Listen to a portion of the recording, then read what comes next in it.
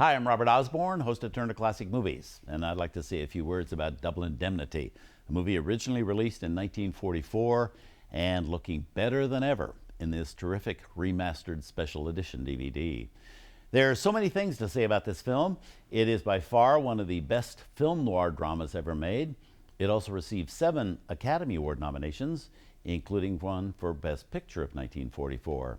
It has a superb cast headed by Fred MacMurray, Barbara Stanwyck, and Edward G. Robinson, all under the direction of Billy Wilder, who co-wrote the script with famed author Raymond Chandler.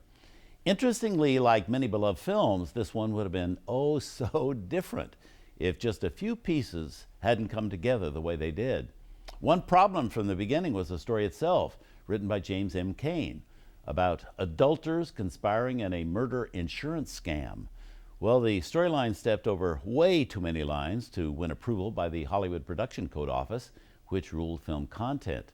A script was first submitted to the office in 1935, and it took 8 years to get a script finally approved by them. Then Billy Wilder had to find actors willing to portray the story's unsavory characters.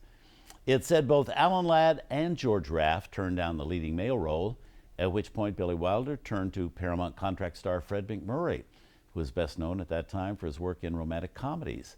But Billy was able to convince Fred to shake up his screen image and do the film. Billy was also successful in convincing Barbara Stanwyck to play the totally nasty femme fatale in the story.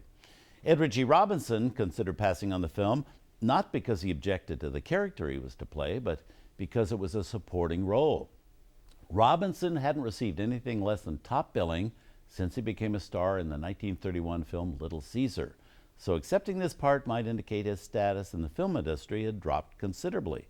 But Robinson did some soul searching and decided he'd rather gracefully move into character roles in a brilliant script like this one, rather than insisting on only playing leads in less interesting films.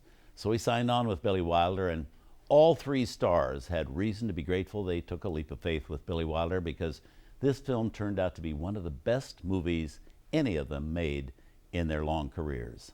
And I hope you enjoy it as much as I have over the years.